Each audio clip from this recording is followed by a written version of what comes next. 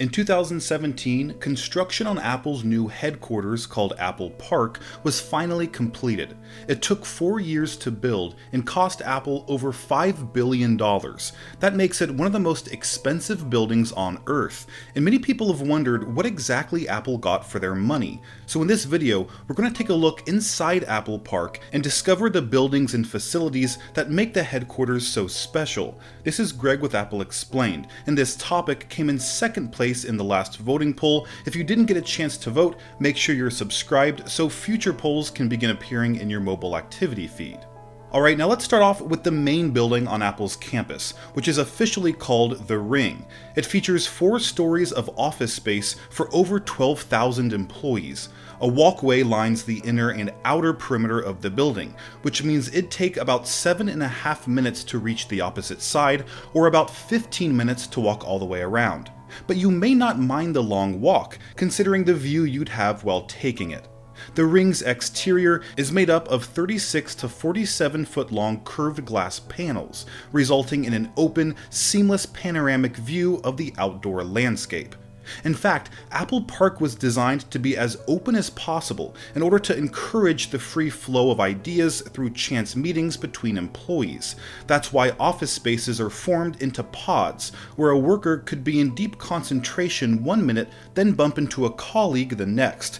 But not everyone was enthusiastic about this approach, with many employees writing in to tech journalist John Gruber criticizing the open floor plan. Even more complained about the glass walls and doors, which were easy to run into when distracted. In fact, 2 workers were actually injured and required hospitalization after walking into the building's translucent walls and doors. This prompted employees to stick post-it notes on the glass to make sure the obstacles were more noticeable, but they were quickly removed because they distracted from the building's design. Another way The Ring encourages employee interaction is with one big restaurant instead of several small ones located throughout the building. That means employees have to walk further to reach the cafe and increases the likelihood of interactions while eating, since everyone is forced into the same 58,000 square foot eating area.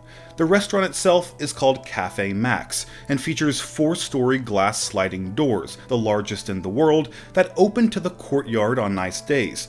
And to prove just how much Apple cares about every detail, they actually patented their own pizza box that prevents the crust from getting soggy. But there's more to The Ring than meets the eye, because hidden underneath the 4-story behemoth is a 2-story parking garage finished with reflective white tile, domed ceilings, and traffic lights seamlessly integrated into the street signs. This allows workers to drive in and out of Apple Park without obstructing the beautiful view. Speaking of which, the landscaping at Apple Park is one of its most important features. Jobs loved the foliage work done on Stanford's campus, and he tracked down one of the arborists responsible, David Muffley, who oversaw the planting of 9,000 indigenous trees at Apple Park, hand-picked not only for their appealing structure, but also their resistance to drought, which has only become more common.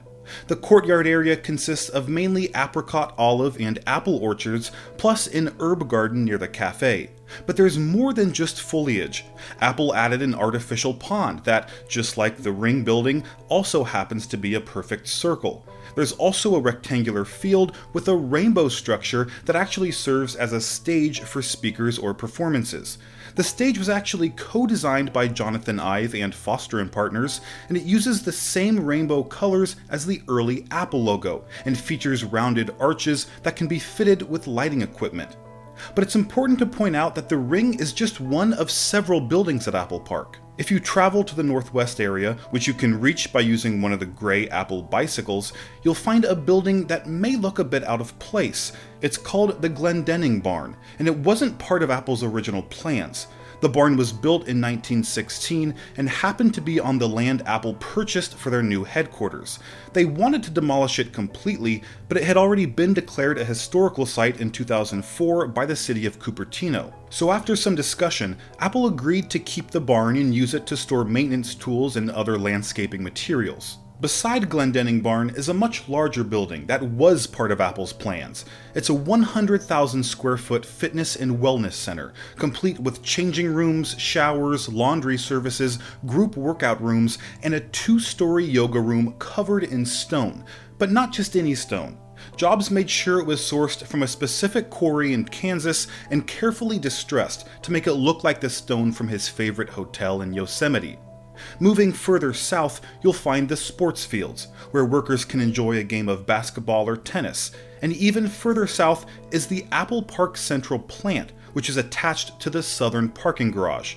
The central plant houses utility equipment like fuel cells, backup generators, chillers, condenser water storage, hot water storage, an electrical substation, and water and fire pumps, while the parking garage allows for an additional 9,000 spaces for workers, for a total of 14,200 parking spaces at Apple Park.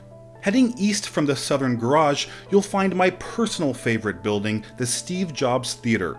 It's a circular building made up of curved glass panels, topped with the largest carbon fiber roof in the world. There's so many amazing details about this building that I'll probably make an entire video dedicated to it, so make sure you're subscribed for that. But long story short, the glass panels actually act as support beams for the roof, so no columns are necessary. And if you're wondering where the actual theater is, it's all underground. You can reach it by either taking the beautifully crafted curved staircase or by walking into a glass elevator that slowly rotates as it descends, allowing it to have just one door instead of two. The theater itself holds 921 people, about 3 times more than Apple's previous town hall, while still retaining an intimate feel. And while much of Steve Jobs Theater is underground, it was placed on the highest hillside in all of Apple Park, as a symbolic gesture of respect to the man it was named after. Heading northeast from the theater is the Visitor Center, which is the only part of Apple Park open to the public. It's a 2-story building with 4 main areas: an Apple store featuring exclusive merchandise like t-shirts, hats, tote bags, and postcards, a 2,300 square foot cafe, an exhibition area that features a 3D model of Apple Park that visitors can explore in detail using augmented reality, and a rooftop terrace that overlooks the entire campus. The Visitor Center also has an underground parking garage with almost 700 spaces. Now, this $5 billion headquarters has received its fair share of criticism for being too extravagant and its construction too perfectionist. But I think those words describe precisely the type of campus Steve Jobs wanted for Apple. In the words of Tim Cook, Steve's vision is reflected all around us at Apple Park. He would have loved it here in this place he dreamed up, the home and inspiration for Apple's future innovations.